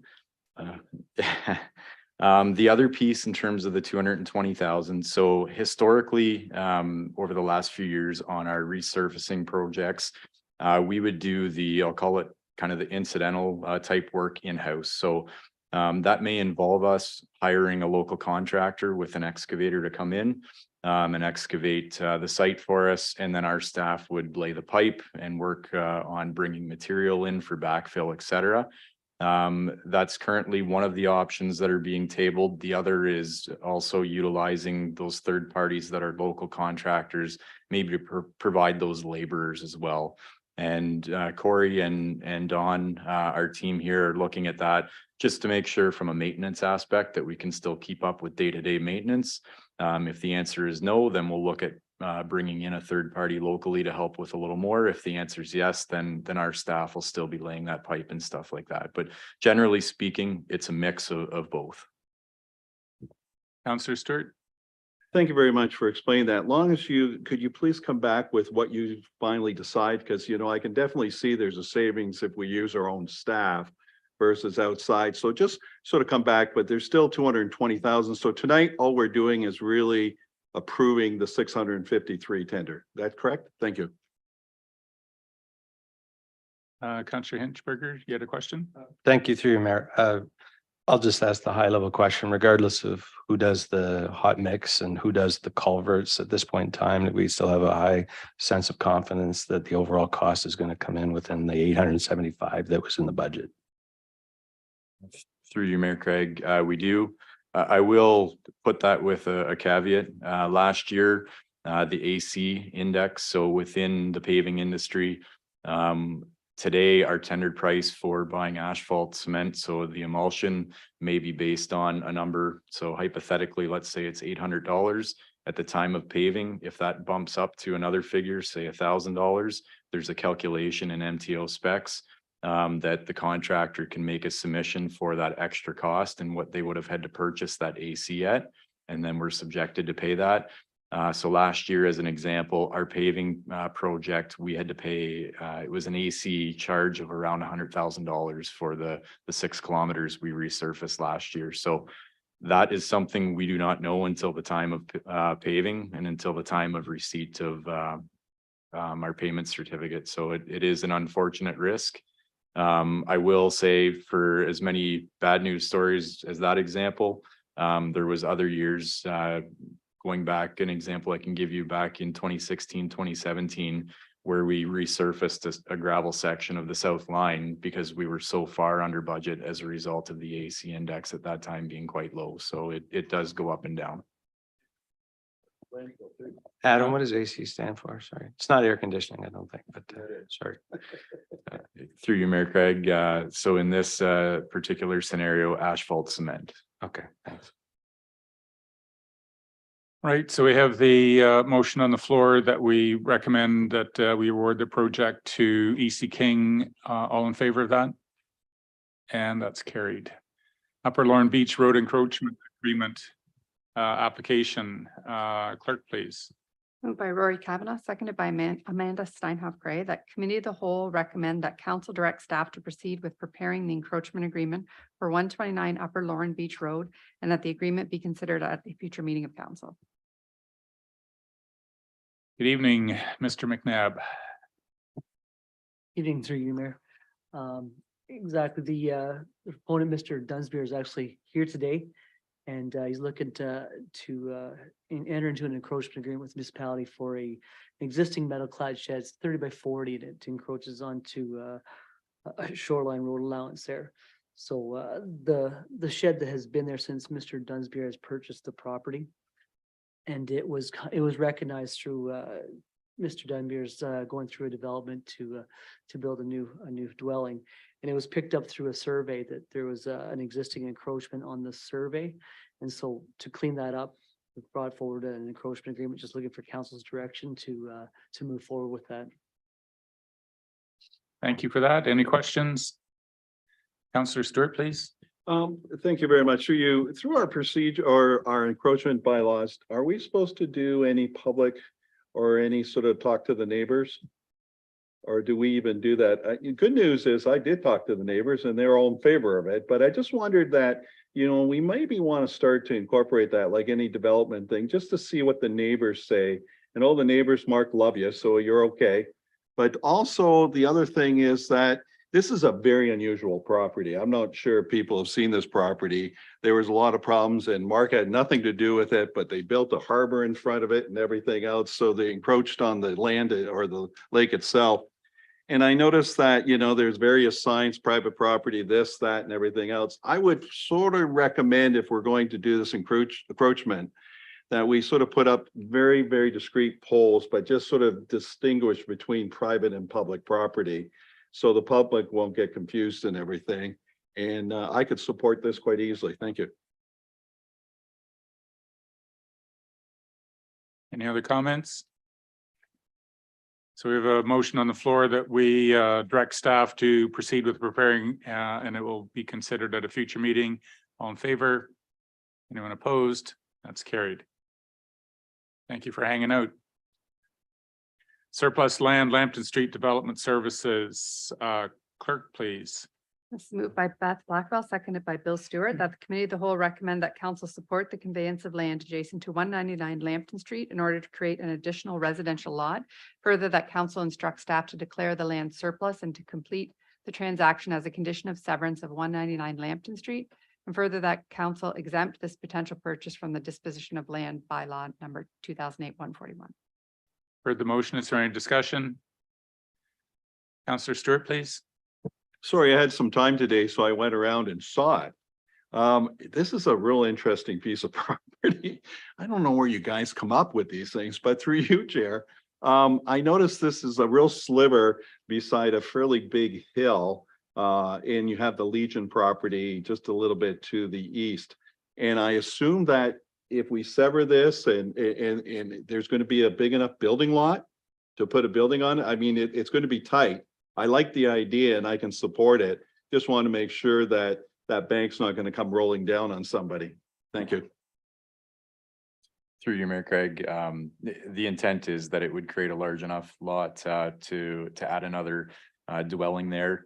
You know, anything related to that embankment or that side slope and whatever their site plan that they bring forward, we would be looking at that and ensuring that there's, you know, some type of retainment. So whether that's a wall or whatever the case may be, so it protects everyone's interest. Councillor Hinchberger, please. Thank you, through you, Mayor. Actually, I think it's a question for the CAO. We talked today about where the proceeds might go. In this process, will there be an opportunity where something will come back to council at some point where it could direct or where the proceeds might end up, for instance, like our Affordable Housing Reserve Fund? Through you, yes, so I did check on that, and it doesn't automatically go into a fund that's set aside for affordable housing. But council could consider that in the future. There will be at some point as we get farther along, say, as a potential sale or something, some instruments coming back before council at some point before this is.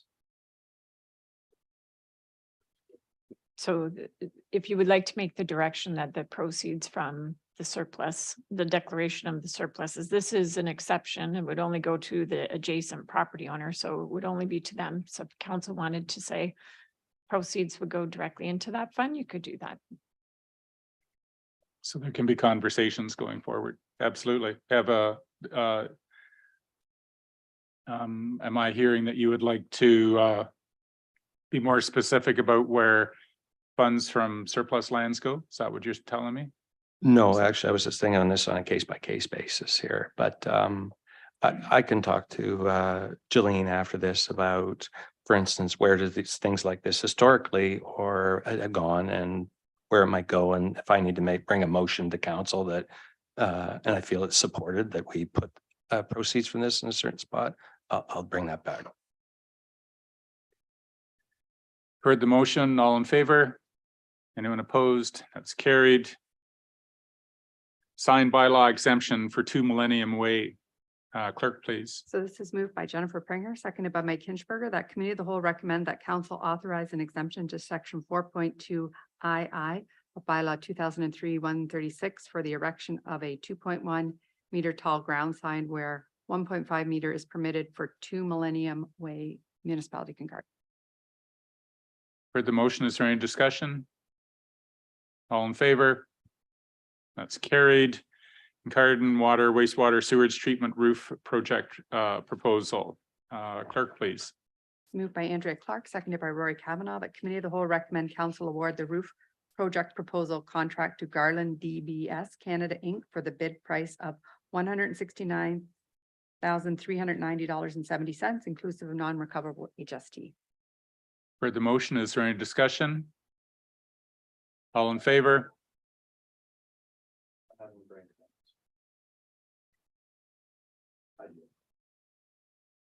Councillor Hinchberger, please. Thank you, through your mayor. I think the associated project in the 2023 budget was H053. And I guess my question here is, are we essentially increasing the estimate for that entire project based on it seemingly being for 3 buildings, but it really should have been for 1? Or are we going to be looking for a new project in 2024 that's going to be specific to the Park Street and the other lift station, which escapes me at the moment? Good evening, through you, Mayor Craig.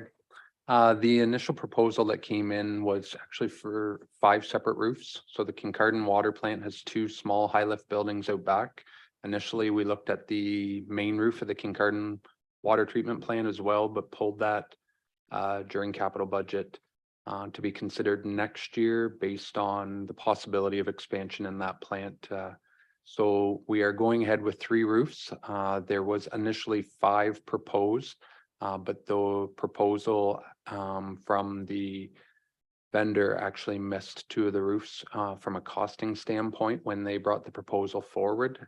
They're not urgent, so we decided to withdraw them, and we'll, rather than look for additional funds this year, we'll just include them in 2024 capital. Thank you, Mark. It's a follow-up if I can. Please go Yeah. ahead. So, yeah, I'm just trying to rationalize this in my head. I think we have a bit of a different way that we handled these in terms of individual projects for the purpose of the budget and how we actually did the procurement, like as one group of 5 versus having in the, because remember we had like some of the water treatment roofs split up, like the main building. Is that correct? Like I know where I'm going with this, but just want to sort it out in my mind because there's been a slightly different frame of reference used. So through you, Mayor Craig, each are separated out by water and wastewater. That is because of reserve funds and where that money is allocated.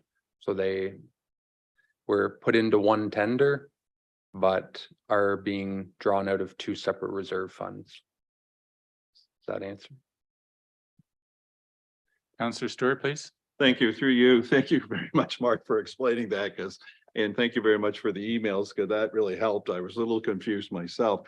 I'm going to be so bold enough to say that we have 2 more roofs that you want to put on basically next year.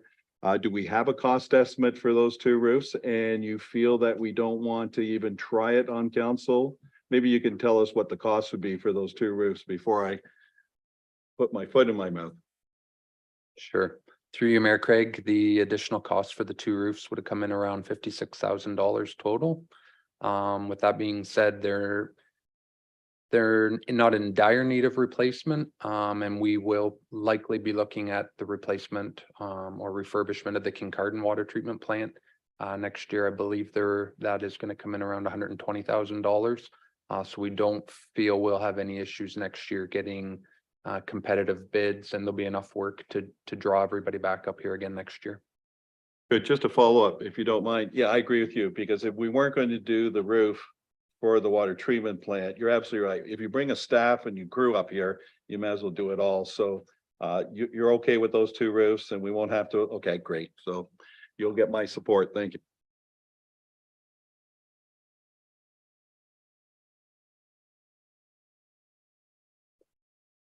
No, we have to vote on that. So we have the motion here.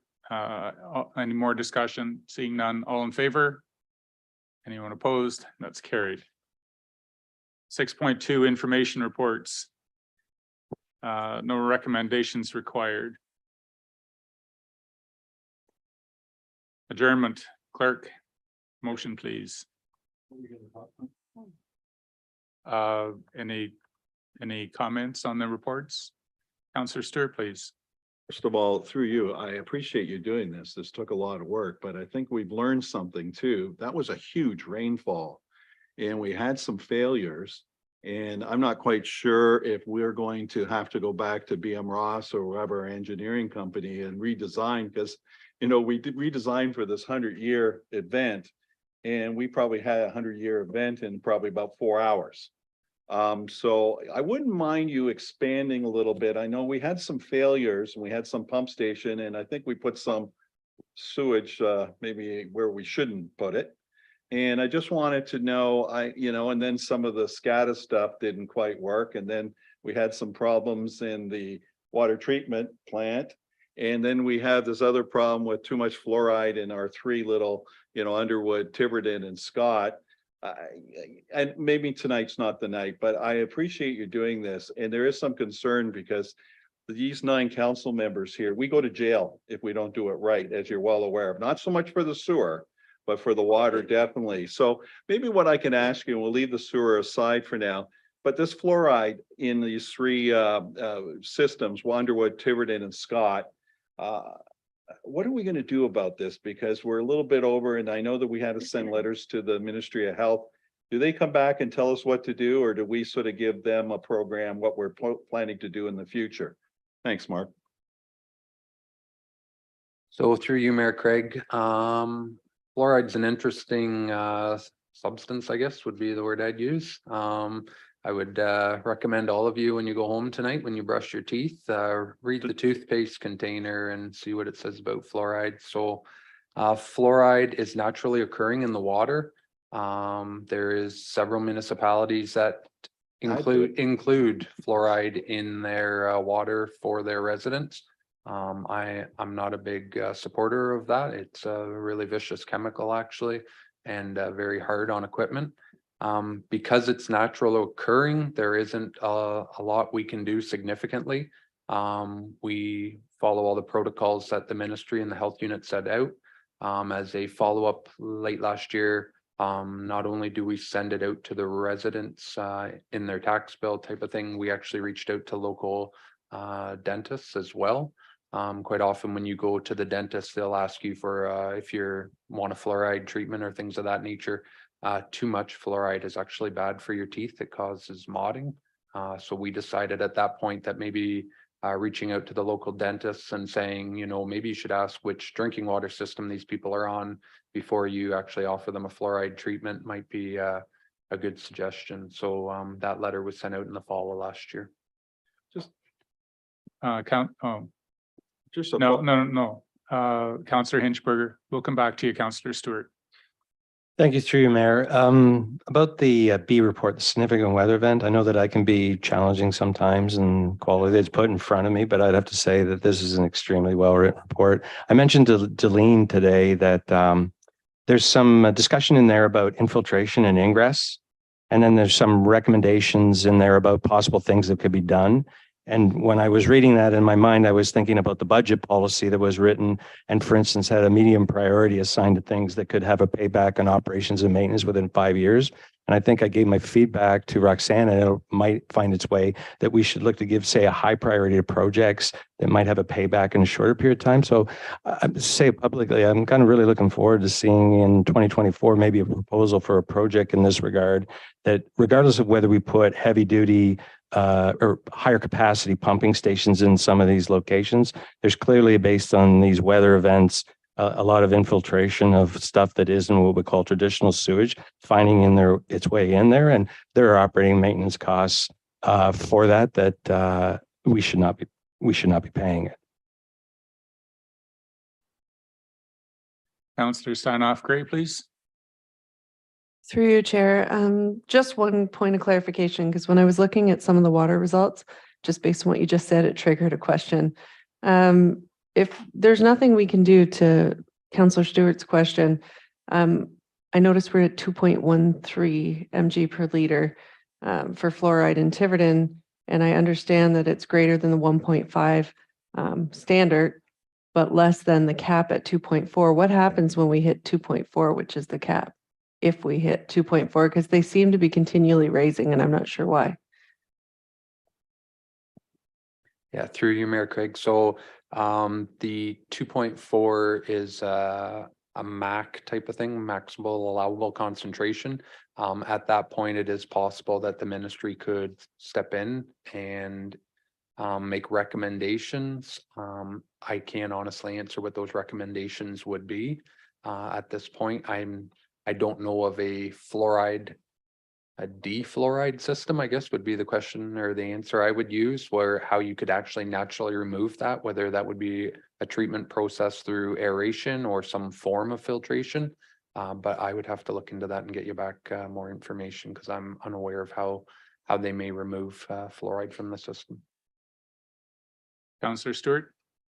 Thank you. Through you, I just wanted to, thank you, Mark. I mean, you have these reports and they're really good reports and, sometimes we skim over them, but thank you for talking about the fluoride and sending out those notices and talking to Dennis. That's not in the report. So I think that's exceptional. And thank you for doing that and trying to protect our community. So I just want to acknowledge that sometimes these reports, we need to sort of understand them and take the time. And thank you very much for moving ahead with that and trying to protect our community. Thank you. Sorry, Mayor Craig, I'm going to jump in quick. I have a good team as well. And in conjunction with myself, compliance officer Lisa Crimmings puts a lot of information and detail into these reports and the history. So she's certainly as valuable as I am here at the table tonight. Thanks. Motion to adjourn, clerk, please. Moved by Amanda Steinhoff Gray, seconded by Doug Kennedy, that this committee of the whole meeting adjourn at 6:48 PM. All in favor? So this is just the committee of the whole meeting that's adjourned, but I'm going to give you your 5 minutes. So go do 5 minutes and then come back again, please.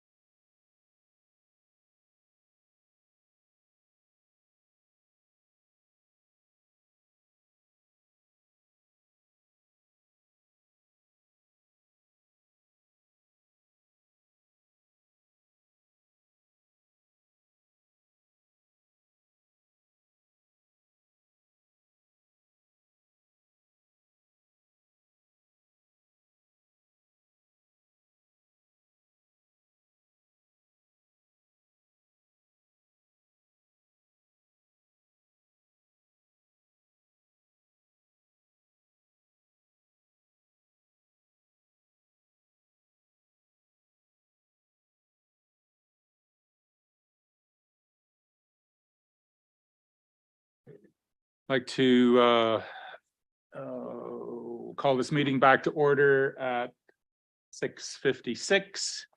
9.1, the private tree bylaw will be deleted from the agenda as we gave direction to staff in the committee of the whole. 9.2, hot mix paving contract bylaw. Clerk, please. This is moved by Andrea Clark, seconded by Rory Kavanagh, and that's to award the tender for 9148-2023 hot mix paving contract bylaw, and to be bylaw 2023-078.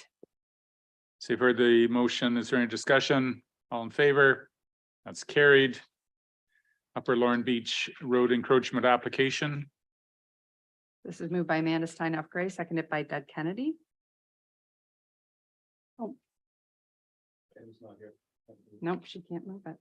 There you go. So it's gonna be Beth Blackwell.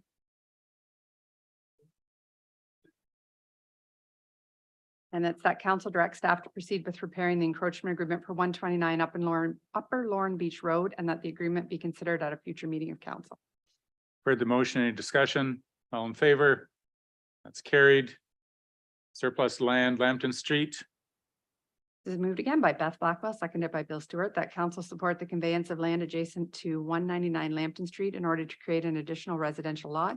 Further, that council instructs staff to declare the land surplus and to complete the transaction as a condition of severance for 199 Lambton Street. And further, that council exempt this potential purchase for the disposition of land by law number 2008-141. Heard the motion. Any discussion? All in favor? That's carried. Signed by law exemption. Moved by Mike Hinchberger, seconded by Andrea Clark, that council authorize the exemption to section 4.2 II of bylaw number 2003-136 for the erection of a 2.1 meter tall ground sign where 1.5 meters is permitted for 2 Millennium Way, municipality of Kincardine. You've heard the motion. Any discussion? All in favor? That's carried. Water, wastewater, sewage treatment roof project proposal. This is moved by Rory Kavanagh, seconded by Amanda Steinhoff Gray, that the roof project proposal contract 2023 bylaw be deemed to be read a first, second, and third time, and not finally passed, numbered as bylaw 2023-079. Heard the motion. Any discussion? All in favor? That's carried. General announcements. Councillor Blackwell. I don't have too many things to say, except for this coming week is a Mother's Day. So happy Mother's Day to everyone in our community. Councillor Kennedy. Councillor Stewart. Thank you. This weekend, we have the Tiverton Lions annual garage sale. So come out Friday night. There's a barbecue between 5 and 6, and then you can go buy your favorite treats and prizes or whatever else. And then Saturday, it's all morning. So come out there and you can buy all sorts of things. So bring your money. Thanks. Councillor Steinhoff Gray. I really hope they're doing hot dogs again, because I love the hot dogs when they do the hot dogs. Other than please come out and support the Lions, no other things to add, sorry. Councillor Pranger.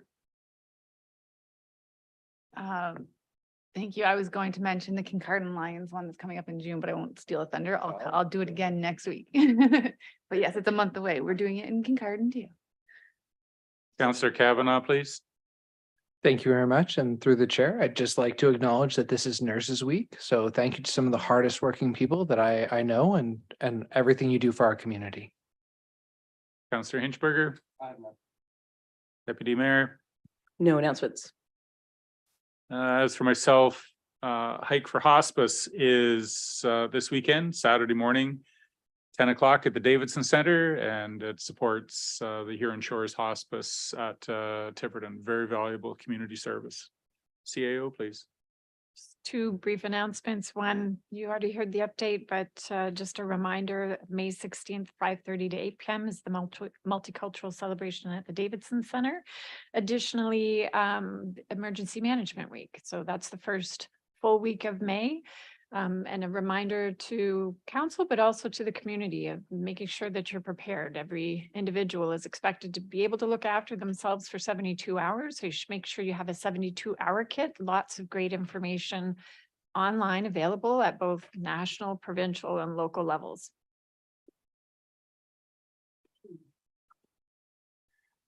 All right, we're preparing to move into closed session. We have a couple of motions regarding that. Clerk, please. Moved by Doug Kennedy, seconded by Beth Blackwell, that Chief Administrative Officer Jeline Belchamber Glazier be appointed acting clerk when it is necessary for the clerk to leave the meeting for the purpose of taking minutes at the April 28th closed and open meetings. It's not April 28th. Oh, sorry. May 8th, pardon me.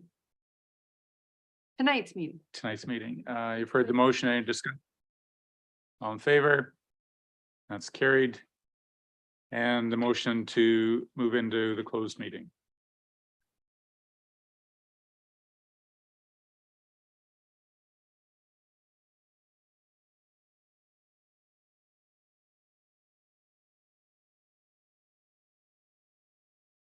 So